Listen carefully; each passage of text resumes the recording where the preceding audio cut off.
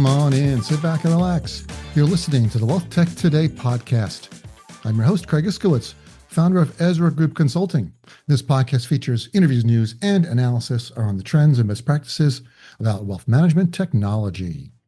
And we have something a little different for you today. This is the first episode in a new series we're running on the podcast, all about M&A in wealth management. I've teamed up with two of the industry's leading experts who live in this world every day. First is Amy DeTolla, founder and CEO of Aureus Advantage, who runs an M&A advisory work with wealth management firms and sees these deals from the inside.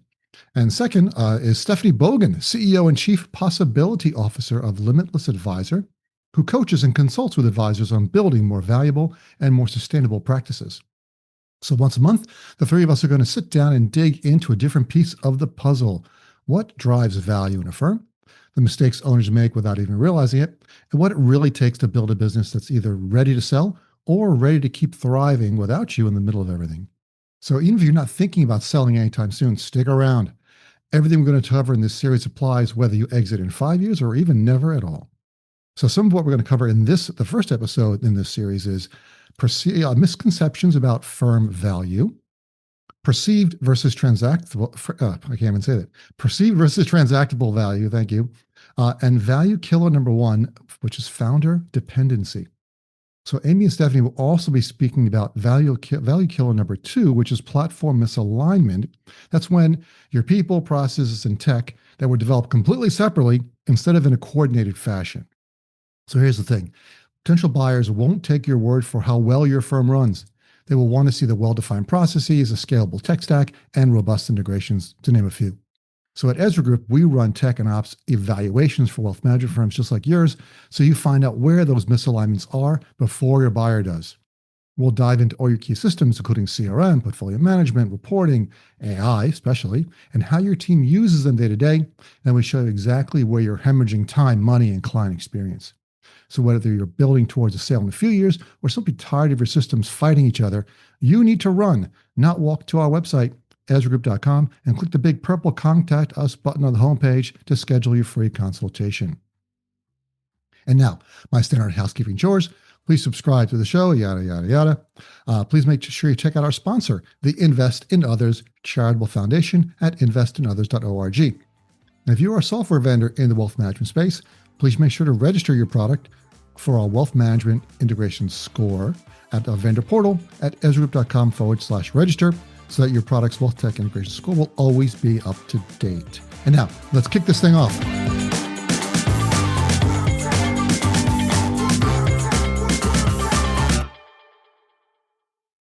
All right, nobody's buying your firm, so why should you care what it's worth?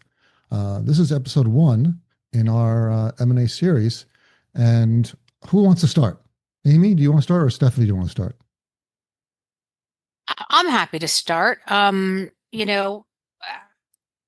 think you got to build, value compounds, right? You need to build the firm that you want to become. And so this idea that you're, waiting to sell to actually build the firm that's ready to sell is sort of the wrong approach. What do you think? What do you think, Stephanie? I think people are kind of punting the real issue, and I understand why they do it, but the real issue isn't what are you going to sell someday? It's the business that you're running now. What are the value you have now, and what is the value that you have later? All the things that we do to run an optimal practice happen to be the exact same things that you do to build and realize more value in your practice. So it's almost always a punt around, am I really ready to look at the issues? And the primary issue is founder dependency or partner dependency.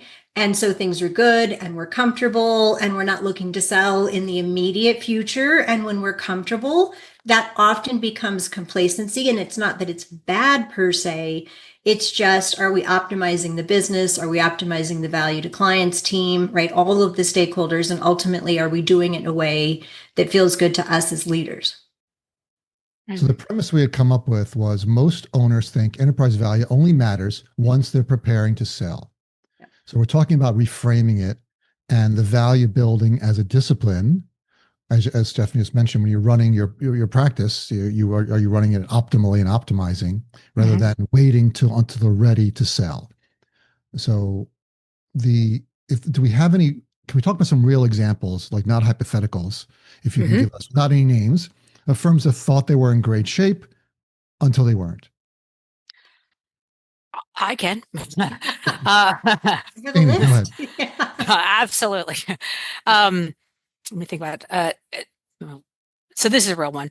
I was working with a firm, a founder of the firm. They were about 800 million in AUM, and one of those, clients had been with them for decades. They they had these loyal rock solid relationships, and I remember him saying to me at one point with this real pride and like this red badge occurrence, courage type of thing. My clients only want to work with me, right? But that one sentence right there is probably the single largest discount to what a firm could ever transact for, because if that loyalty, like what Steph was saying, if it lies with him and not between the firm, then the buyer is not buying a business. They're basically kind of underwriting an asset that that can walk away when they walk away. So to me, I think is like that idea that my clients want to also work with me, only want to work with me is really kind of like is this super big value killer. Yeah.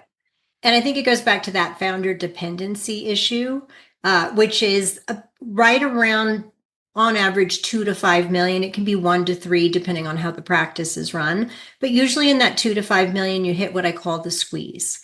And that's where the business or the practice has gotten about as big as it can. Capacity is strained, complexity is there, right? We feel like we're putting in a lot more energy and only getting incremental efforts.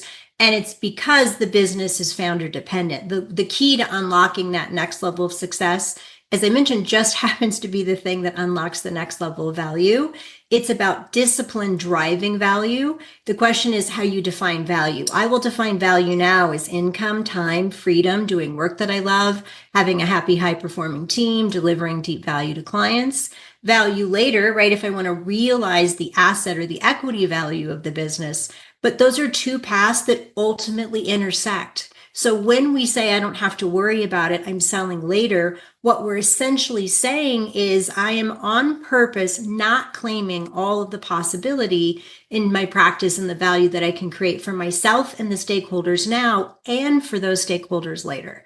And I think it's because we ultimately get uncomfortable about dealing with the underlying issue, which is founder dependency, right? How does that affect our firm positioning, our people, our process, and our platform? And that's where we start to feel kind of the handcuffs, if you will, and growth starts to feel a lot heavier in my experience. I want to throw out something stoic, if I could. This is a phrase that I've followed for many, many years. It's the obstacle is the path, right? So what stands in the way becomes the way. Yes. Right? So if people are thinking that I can't grow my business because I don't know how to optimize, I don't know how to expand, don't know how to scale, that's the way, right? Those are the things that are standing in your way of getting to that next level. That has to become your path. If I could be philosophical. I think Amy hit on it when she talked about founder dependency. The biggest issue we see, I'd be interested what the two of you see in growing firms, is what I'll call the complexity of capacity. We don't see fees going down as much as we see, right, what we call service inflation. We want to do more, right, to take care of those clients. The founder is often, our partners are driving business to the firm, and it's about how do we optimize what we're building along the way. If we can't get teams to their optimal levels, right? The average team does around 600,000 or advisor. In Schwab and Fidelity studies, it's about 800,000 to 1.2 in top quartile firms. In our work, we regularly get advisors to $1 million, $1.5 million, 2 in teams. Because what we're doing is we're pulling out service models, segmentation, right? We're building processes that allow what the founder is doing, right? That level of excellence to be baked into the business so that they have the confidence that they need to let go, and they actually have the systems in place, right? To turn that over to other advisors and get a consistent, right, with their service model and their client experience, for example. So until we solve that issue, everything, that dependency becomes the hand, right? The firm can only grow so far. So it's about how we decouple growth from the founder. And when we do that, that drives value exponentially. It just also happens to build a really great business. Yeah, I was reading, there's a friend of mine, Steve Tenney, wrote a book called Succession Alpha. And he had something in there just saying the most successful succession plans have a common characteristic that the owner evolved first, right? And then the firm followed, right? So when you can address that issue, everything else becomes possible. I think it's a really good point. The way that we always say that is when we're working with leaders on the coaching side, right? We've got your consulting and fees and services and all that. But on the leadership side, the way that I share that is you can't build what you don't first become. If you can't be the version of you that creates discipline and segments your clients and ensures that each segment is profitable, and if you can't be the version of you that can define service models so that the excellence that you've delivered can be, right, compounded across other advisors consistently without you, if you can't be the version of you that does those things, how is the firm supposed to get there? Right. So leadership rises and then it creates a vacuum. And in that vacuum, the solutions come. It just turns out that the solutions we build now to make our businesses better are the same exact ones that drive value later. It's very convenient, actually. Can you talk a bit about people, process, tech misalignment? Yep. We talk about, when we were talking before about value killers, right? Kind of one of the most value killer that people probably won't, immediately come to mind. And I think it's what I call platform misalignment. I think that, and what I mean by platform, because I think it's like a reframe, is most people treat people, process, technology, and I would even add culture as these kind of four separate things and four different problems to solve, but your platform is not this, stack you bought. It's a living, breathing thing. It's sort of this amalgamation of the technology you had, the technology you have, the people you brought in along the way, the journey the firm has been on, and how you kind of got there. So the reason that this sort of people process platform, this misalignment is like a value killer, is that growth exposes it, right? Every kind of growth, new clients, new service lines and acquisitions sort of put pressure on that platform. And so to me is, people, process, technology have to be, thought as one thing. And I see this all the time. You and I had a catch up at a conference. We talked about processes, and just something as simple as processes. Most people will take their processes, again, are usually amalgamation of the technology you had and the people you had. And if you want to take your existing processes and stick them in a new piece of technology, or you want to take your existing reports and put it in new technology, you're not evolving together. So to me, I think, when you're thinking around people, process, and technology and why it becomes a value killer, it's that sort of platform misalignment. I've got to keep us moving here. We've got so much to talk about. I've got 15 more questions about what you just talked about, but we've got another segment I want to move on to, so we have to keep moving. But let's move on to perceived value versus transactable value. So what owners think they've built, and we talked a little bit about that, and what buyers or PE firm will actually,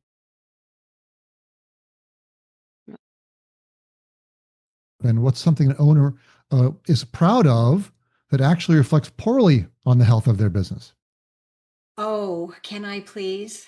Yeah, yes. You go first because I have one. You probably have the same one. I'm vibrating inside. I have so many of these stories. But in our leaders group, right, Kitsis and I teach that, right? So firms in that kind of 100 million to 500 million range, right, doing their level up.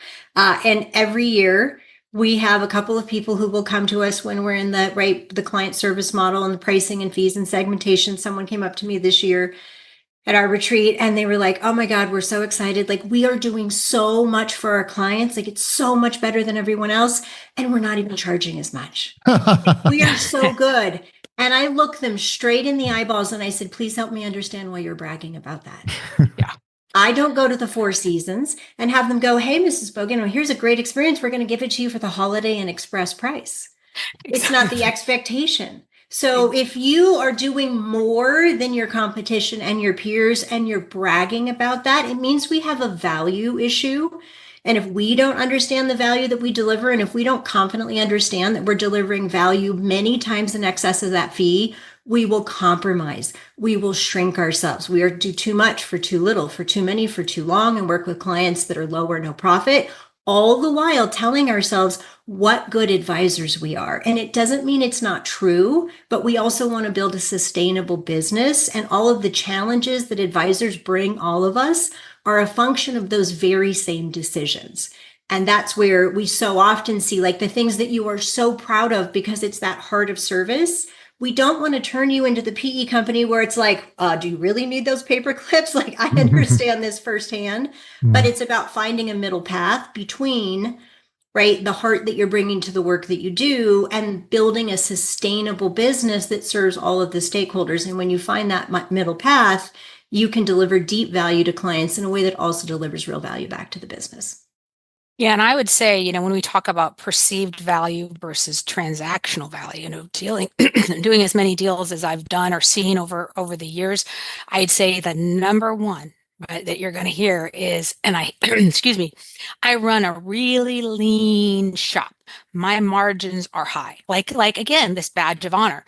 But, a lot of these firms that got their margins that high are basically starving their business. They're underinvesting in the exact same thing that sustains that client experience and drives the growth. So any sophisticated buyer is going to see right through that, right? They will take those costs and they will add them back into the recast. Basically, they're going to rebuild your P&L to reflect what it actually takes to run the firm, to actually what it takes to support those clients after the close and still grow substantially. So,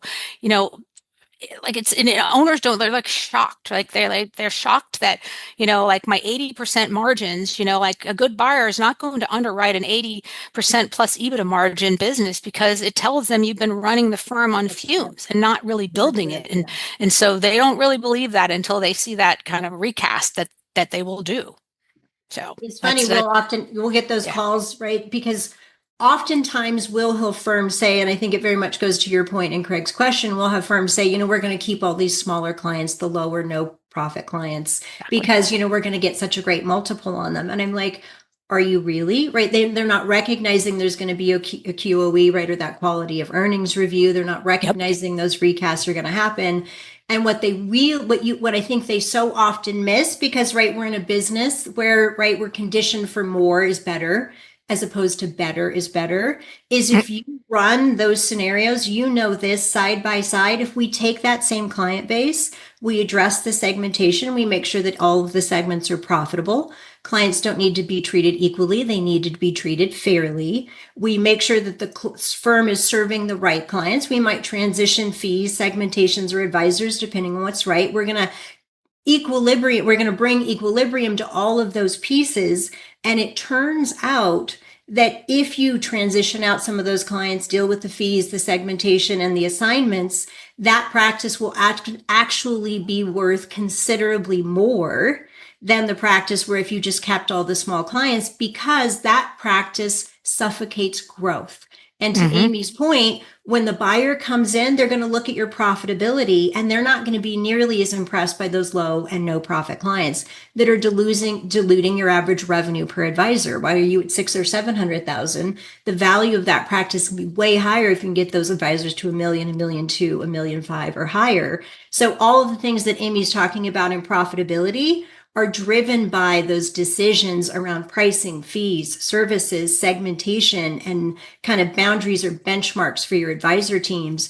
And those are the variables that buyers come in and they look at. And so often we tell ourselves we're doing something to build value, and it actually turns out that it's dilutive. I agree. And technology can be a big part of this. We work with a lot of firms that don't use their CRMs to the fullest extent, and they all have most of the best CRMs have client segmentation functionality, where you can do your quintiles and say this quintile gets this service level, and it's all available for everyone to see, and you can build your services so that is, as Stephanie mentioned, fair versus equal, right? I think a lot of advisors are still stuck on the equal. We have to treat everyone equally. And no one expects that, as you mentioned, right? If they're working with an advisor, they're not going to be surprised if the advisor gives the $10 million client more attention than the $1 million client or the $100,000 client, Yeah. And it goes back to like, why should you care about, what your firm is worth, when no one's going to buy it? If you think you're going to down the line do this, Stephanie knows, and we know it, like it takes a long time to move these ships, right? It takes a long time to go through this stuff. And it takes intention, and you have to be deliberate about this. So, you really, again, you need to build the firm to be ready for sale, because that's going to ultimately build value that you give to your clients. Well, and the thing that I would say is we have our Leaders MBA. It's like a 3-year program. And the reason is it really does, to Amy's point, take about 3 years to truly go through and optimize every aspect of firm. But on the other side, the results are radical and exponential, because what you're essentially doing is you're hitting all of the variables that allow for greater time, greater value to clients, greater income, greater profitability. And when you run a better business, the net result is you're ultimately going to have, right, greater continuity, profitability, metrics, and you're ultimately going to realize greater value in a sale. And I think, so the issue is, it doesn't matter if you want to sell, at some point you're going to, period. The question whether you want to or not. The question internally or externally, it doesn't. There has to be succession, right? There has to be some type of carrying forward. You gotta have to get out of the business at one point. Right? Look, and I have been in situations, I kid you not, 88, 70, 88 and 72-year-old founders literally still in the firm. And they literally looked me in the eyeballs and said, can't we just stay here until we're not anymore? Holding the clients. And so we had to have some real conversations around, this isn't just about value. This is about, if you really genuinely care for the clients, what happens when you don't show up tomorrow, right? What happens to the next generation who actually we want to retain and create that continuity, good for the firm, good for clients, ultimately very good for long-term value, right? They don't necessarily want to wait 15 years to have an interest in the firm. Right. So it's not just about long-term value. It's about, what are you investing in building and why? And can you make the most of the near term? And then if you make the most of the near term, you're ultimately going to leverage your long-term value better. And I think this idea that, this assumption that your firm's value is going to get set at the moment you decide to sell, like, when Stephanie was just talking about like 70s and 80-year-olds and that type of thing. Like, I see owners who think that they can ride this thing until they're ready to keel over and then hand it off at this really great premium to some poor soul willing to step into the impossible job of like being them, right? That's not how it works.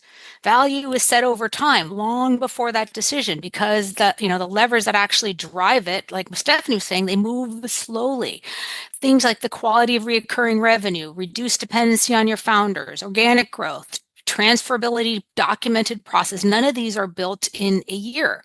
I was talking to Alan Darby at Aureus Acquisitions. I think you know him, Stephanie. He was speaking actually very highly of you.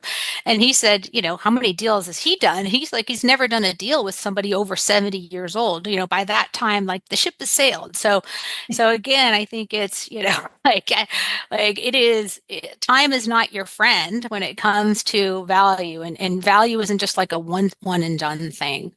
Yeah, you hit I think you really hit the nail on the head, which is, value is not set when you go to start a transaction.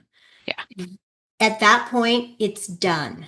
It's done. Done. There is nothing more you can do. And to Amy's point, there's going to be a recast of everything. And so often advisors who are like, oh, I'm going to sell for this and I'm going to get 3.5 times. I'm like, lots of firms do. Not all firms, not with your quality of client segmentation, not with your fee schedule, not with your dependency, not with kind of the lack of independent, like the competency of your team is not there without you, because you've allowed yourself, right, to answer all the questions for the last 12 years instead of making them more autonomous. Like, all of those things are going to come back and bite you. And for many advisors, they're making so much on their practices, more than they ever thought they would, that they honestly are like, it's fine. Who cares if I get that extra half X, or right, 1 more X or 2 more X? And that's okay too. That's okay too. It's just that the things we're talking about, I know I keep saying it, but those are the things that solve for the pain points you have now. If you want more time and more income and more freedom, and you want growth to feel lighter, and you want your team to maybe generate some more of the revenue without you, right? Those things are the exact same things that are going to create value. They are not separate from one another, I guess is the point I really want people to take home. It's about whether you want a better business. And if you do that, you're going to create more value. Yep. Let creating me, and just sorry, but even creating value, it's going to impact your clients. It's going to impact your culture. It's going to impact, the success of your firm because you're investing in the business, whether it is investing in it to sell at one point or investing in it to create a really very valuable firm. And if you're growing and you have a G2, it's a non-starter. You need to have some kind of a framework and a conversation for people when firms lose advisors, which they do. The number one reason that they lose them is they don't have a succession or a sale plan in place that they understand. And so their future is a giant question mark. And I have to remind advisors all the time, would you have done that at 35, after 5 years with a good firm? Would you have just waited for the next 10 or 15 years and hope it worked out? And they're like, no, I would have never done that. I'm like, I know, right? And so it's not because we have this great reservation that it means we're getting kicked out or we're leaving, right? There's so much headspace stuff that goes into it. And what I say is just good leaders have future plans. That's it. Good leaders have future plans. It doesn't have to be a 99-page document. But to Amy's point, right, to your point, everything we're talking about is about leveraging your team, delivering deeper value to clients, getting your business model, fees, pricing, services, and segments in line, right? Understanding your business model and your profitability. It's about being a disciplined business leader so that you can do all the things that we ultimately want to do. And like we say, you're going to get that value regardless. It's honestly how much you want to magnify and amplify that value ahead of time. Yep. So we're talking about solving pain points. We're talking about G2s walking without a succession plan. But I want to talk about in our last segment here, bad decisions, right? So you mentioned, Stephanie mentioned there's the range of 2 to 5 million. Becomes the squeeze. Oh yeah. Right? And then there's certainly an AUM associated with that. And so firms in that range suddenly realize, hey, we're not a mom and pop shop anymore and need to invest in scale. But let's talk about things that they don't do right. What's the first bad decision these firms will make the moment it crosses into this range and then they start to panic? Well, I'll just talk with a bigger bad. Like I know, and Stephanie will be able to really get into like the bad decisions within the firm. But being someone who works more on the M&A side and seeing this I see it all the time. They get this growth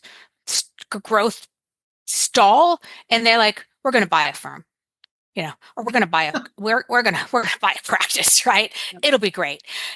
We're serious now. We're scaling. So, having looked at so many different firms, I can tell you that inorganic growth should be your last choice. It is the hardest way to grow, right?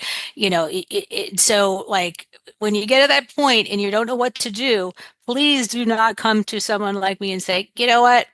We're stalled. We're going to buy a firm. What do you think, Stephanie, when we think about like those bad decisions at that range?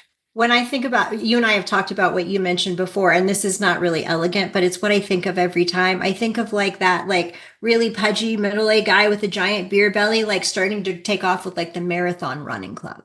Yeah. Right? Like what I always tell people is like, you got to get your house in order and make sure that it's running really well before you start adding on. If you are dealing with time pressures and overwhelm and capacity and profitability issues, adding the buying of a firm is going to multiply that 25x, like literally in every way that you can conceive of. And it's going to distract you and dilute future growth and profitability if you don't have a really solid framework in place for it, right? We bought hundreds of firms at United Capital, right? You've been through many of those transitions. You can wing it, and it is sort of like getting sued. It is like you've just joined the Wild West and you're in the shootout until it's done. It's very chaotic. It's very intense. And it turns out it's incredibly expensive in terms of time, energy, and economics. That said, if you do it well and right, as Amy knows, right, you can absolutely use that as a growth strategy. But our premise is, right, get home base really dialed in before you start adding stories to the structure. And like we were saying before, people, process, technology, Craig, it is highly disruptive. So if you're bolting on another firm onto your processes, and we talked about this, that aren't, really well documented, and your people and your technology onto yours. Your own platform has to be aligned. You're just sort of you're just doubling the misalignment. So now you're taking your firm that's sort of a hot mess and another firm that's probably a hot mess. Sorry, not that all of them are, and then you're trying to kind of come together. So it's, it's really important that you, before trying to start doing something, other type of growth, that you get that people process platform kind of in line. I always tell advisors, make a list of your biggest pain points. Now assume that you're going to magnify them 10x and tell me how that's going to feel. And if you feel prepared for that, let's absolutely do it.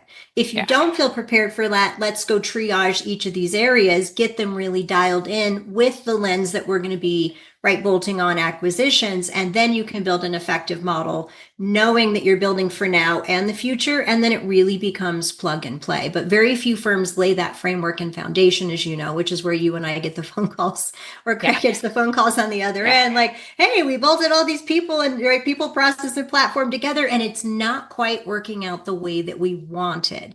And what I'll tell everyone is we probably the three of us get 20% of our phone calls on the front end and 80% of our phone calls on the back end of those transactions, when these issues actually start to surface and people realize that there were a few more things to solve for, than the terms and the economics of the deal structure itself, How you onboard and integrate and assimilate culture and capability into capacity for growth is a whole other stage. I know you and I spend a lot of time there. Craig, you do on the tech side.